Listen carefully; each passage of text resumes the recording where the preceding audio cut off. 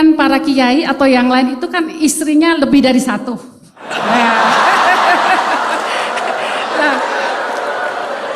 Nah, maaf ini ya, agak ekstrim juga ya. Dengan alasan itba Rasul lebih dari satu katanya gitu. Lah, apakah ini termasuk mempunyai istri lebih dari satu itu termasuk meneladani Rasulullah Sallallahu Alaihi Wasallam? Gitu ya.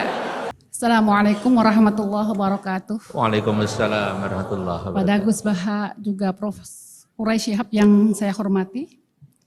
Perkenalkan saya Uswatun Hasanah dari Magelang, ibu rumah tangga biasa ya Pak ya. Alhamdulillah pada kesempatan ini saya bisa bertemu langsung dengan Gus Baha juga Quraisy Shihab ya. Profesor Quraisy Shihab. Enggak sia-sia tadi saya dari Magelang berangkat jam 7 sampai sini alhamdulillah nih. Syukur alhamdulillah saya bisa ada kesempatan tuh bertanya langsung ya. Langsung aja pertanyaan dua mau ketemu ya. Pertanyaan yang pertama, dalam Al-Quran itu ada kata-kata, ada ayat la yamassuhu illal mutahharun.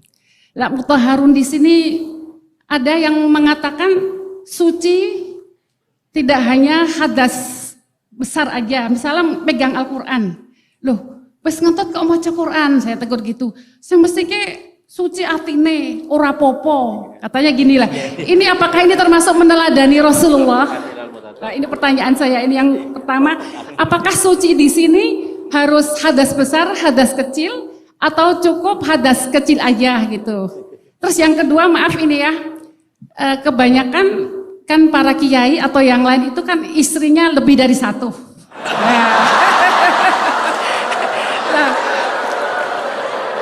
Maaf ini ya, agak ekstrim juga ya. Dengan alasan itba Rasul lebih dari satu katanya gitu. Lah, apakah ini termasuk mempunyai istri lebih dari satu itu termasuk meneladani Rasulullah Sallallahu Alaihi Wasallam? Gitu ya. Saya kira cukup sekian. Assalamualaikum warahmatullahi wabarakatuh. Waalaikumsalam warahmatullahi wabarakatuh. Kami catat Ibu. Selanjutnya kita mohonkan yang tiga, nggak apa-apa tapi pendek-pendek ya, silakan ya. Bismillahirrahmanirrahim. Assalamualaikum warahmatullahi wabarakatuh. Waalaikumsalam warahmatullahi wabarakatuh. Perkenalkan, saya Dewi, istri dari Bapak Thoriqul Huda dari Fakultas MIPA. Begini,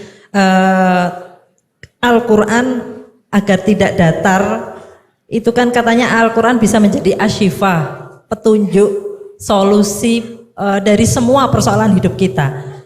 Itu caranya bagaimana? Karena kebetulan saya memang dari sama seperti Gus yang di Solo tadi, orang biasa bukan dari pondok. Dulu saya pernah punya persoalan kesehatan, saraf kejepit. Kemudian saya membuka Al-Quran dengan acak. Sebelumnya saya sholat taubat. Kemudian saya buka ketemu surat Asy-Syu'ara ayat 19. Yang artinya ketika kamu marah segera memberi maaf. Dan waktu itu saya bingung. Orang saya minta asyifa kok jawabannya seperti itu gitu. Ini implementasinya bagaimana? Tapi saya hanya menzikirkan ayat yang saya dapat itu sampai kurang lebih 2 minggu. Allah memberikan saya petunjuk. Saya diberikan persoalan anak, persoalan suami. Ini loh, ketika kamu marah, kamu harus segera memberi maaf.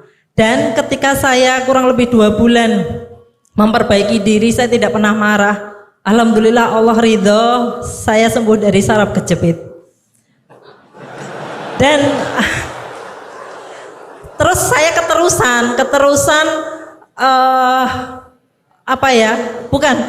saya keterusan membuka Al-Quran ketika saya punya persoalan apapun. Bahkan ketika saya ada persoalan dengan suami, saya membuka Quran secara acak, kemudian saya menemukan surat Al-Hajj ayat 19.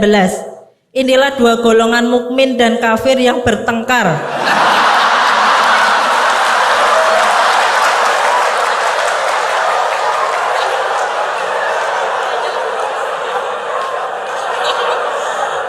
Saya lanjutkan ya. Mereka bertengkar tentang Tuhan mereka. Bagi orang-orang yang kufur dibuatkan pakaian dari api neraka, ke atas kepala mereka akan disiramkan air yang mendidih. sewaktu saya dapat ayat itu tuh saya langsung makjeleb gitu. Saya nangis, ya Allah, ini yang kafir siapa?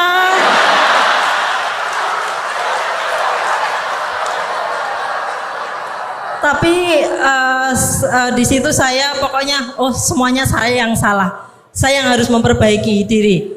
Nah kebetulan kurang lebih 1 minggu suami itu sering lihat YouTube Gus Baha. Alhamdulillah tiba-tiba cerita, Bun, saya dengar Gus Baha tuh intinya ada begini. Jadi saya, loh itu sama seperti ilmu yang saya dapatkan. Cuman beda orang. Ternyata kita mendapatkan ilmu tapi beda-beda gitu. Nah ternyata saya merasakan bahwa Al-Quran itu bisa menjadi asyifa, bisa menjadi petunjuk persoalan saya. Nah apakah pertanyaan saya itu apakah cara ini betul, benar? Kalau untuk orang awam di sini, kalau kayak Prof. Kurai sama Gus Baha kan ahlinya gitu, ahli tafsir gitu kan, mudah gitu menghadapi persoalan. Kalau orang awam seperti kita, bagaimana biar kita itu hidup tetap tenang ketika menghadapi persoalan, bahagia menghadapi persoalan. Mungkin begitu saja. Terima kasih. Wassalamualaikum warahmatullahi wabarakatuh. Assalamualaikum warahmatullahi wabarakatuh. Baik, terima kasih Bu Dewi. Sekalian satu lagi Ibu yang pakai jilbab hitam ya. Ya.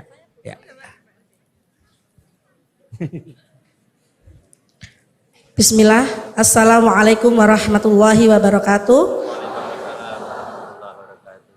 Mohon maaf, jika tadi saya tidak salah dengar ya, bahwa Prof. Quraisy mengatakan bahwa Rasulullah penjelmaan Al-Quran begitu. Nah, yang hanya Mohon sedikit maaf, yang Ibu, saya nama Bu. nama saya Lis dari Magelang. Ya. Nah, yang sedikit saya pahami, hanya sedikit saja, yaitu kalau Al-Quran itu kan kalamullah ya. Terus kalau Rasul itu adalah penciptaannya. Nah, apakah penjelmaan ini dikatakan sepenuhnya atau mutlak, atau sebagian saja, atau yang seperti apa penjelmaannya ini? Nah, itu saja yang ingin saya tanyakan. Mohon maaf sebelumnya. Jazakallah khairan katsiran. Assalamualaikum warahmatullahi wabarakatuh. Waalaikumsalam warahmatullahi wabarakatuh. Terima kasih Ibu untuk pertanyaannya. Saya ulang Gus Baha dan Prof. Quraisy. Yang pertama Ibu tadi dari Magelang menanyakan terkait dengan ayat la yamassuhul Quran illal mutahharun. Kemudian yang kedua dengan argumen ittiba Rasul istrinya lebih dari satu. Itu gimana Gus tadi? Itu yang kedua.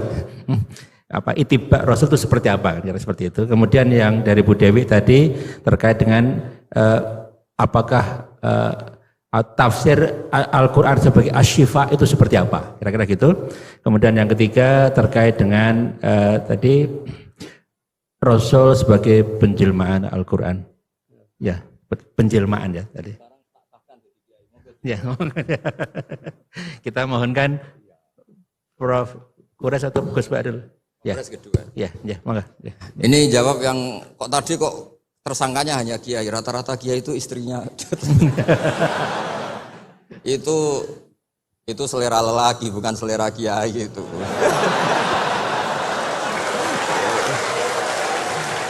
Karena itu di Arab itu banyak yang enggak kiai, istrinya juga. Begini ya, jadi tadi seperti yang dikatakan, ini agak serius, tapi ini bisa menjawab semuanya.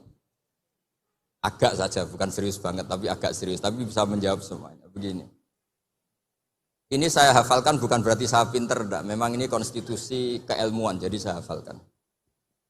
Dalam kitab Said Muhammad, termasuk ulama modern yang barusan wafat, beliau kenal sekali sama Said Muhammad bin Alawi. Dalam kitab Manhajus Salaf fi Fahmin Nusus. Nanti ini kelihatan semua bisa menjawab. Wa kanat sunnatu Rasulillah sallallahu alaihi wasallam annahu yat'amu ma yajiduhu fi ardi wa yalbasu ma yajiduhu wa yarkabu ma yajiduhu. Terus di situ disimpulkan famanis ta'mala syai'an ya, atau famanis ta'mala ma yajiduhu fi ardi fa huwa al-muttabi' li sunnah. Kama annahu hajjal baita min madinati nafsi faman hajjal baita min madinati nafsi fa huwa al-muttabi' li sunnah. Begini, nanti ini menjadi konstruksi utuh ilmu tafsir. Nanti setelah ngaji ini Pak Rektor sah jadi kiai, karena ini sudah cukup lah untuk jadi kiai. Syaratnya jangan jejer saya. Nyari ibu-ibu atau mak-mak yang jadi korban latihannya, tapi jangan saya. Begini, misalnya tasaddaqa Rasulullah bidinarin. Nabi tentu zaman itu adanya dinar, gak ada rupiah, gak ada dolar. Itu zaman itu Imam Syafi'i langsung digenti, bisa manen pakai alat tukar. Sehingga ketika kita sedekah pakai rupiah, itu juga niru Nabi ketika beliau pakai dinar atau dirham. Karena sama-sama ini alat apa? Tukar. Tasaddaqa Rasulullah bisa'in min tamrin, tasaddaqa Rasulullah bisa'in min aqid. Nabi sedekah pakai kurma. Sudah kita ganti saja pakai makanan pokok, sehingga kita sedekah pakai apa? Beras. Sebab itu kata Imam Syafi'i, yang wajib dizakati apa? Ya kuti ahlil balad. Bukan niru nas yang zaman Nabi. Nabi zaman Nabi ya yang disebut ya makanan-makanan Arab. Tapi semua ulama sepakat beras itu harus zakat. Karena ini kuti ahlil balad. Padahal Nabi gak pernah menzakati apa? Beras. Nabi karena posisi di Madinah, mikotnya dari Dzul Khulaifah yang sekarang disebut Bir Ali itu. Tapi orang Mekah meskipun ikut Nabi, mikotnya misalnya kamu sedang di Mekah, ya mikotnya ke Tanim atau ke Jirona, atau orang Mekah sendiri nafsu Makkah di bab haji. Intinya itu tidak karena memaksakan ikut Nabi, terus orang Mekah mikotnya dari mana? Bir Ali. Jadi hal-hal seperti ini itu di ranah ilmu tafsir sudah lazim. Nah begitu juga tentang poligami, saya sering cerita, kalau kamu tidak berani poligami, jangan lalu nggak tahu logika poligami. Saya termasuk umat yang saya yakin husnudzon dicintai Rasulullah SAW. Karena saya itu sinau lama, bukan ingin jadi rektor, bukan, memang sinau untuk sinau. Juga nggak ingin jadi ketua MUI, ya enggak, sinau untuk sinau. Saya itu kalau di rumah, niru Pak Kures, bikin teh sendiri, bikin kopi sendiri, karena saya ingin nggak terlalu dihormati. Saya tuh kesini tadi ya sama anak saya, pokoknya saya seneng hidup kayak umumnya orang.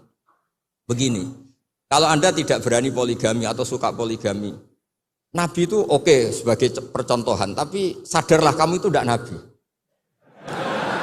Begini, saya sering bilang begini, Nabi itu orang baik, berarti kalau punya istri satu, membentuk orang menjadi baik. Kalau membentuk orang baik satu baik, bentuk dua ya lebih baik, bentuk tiga lebih baik.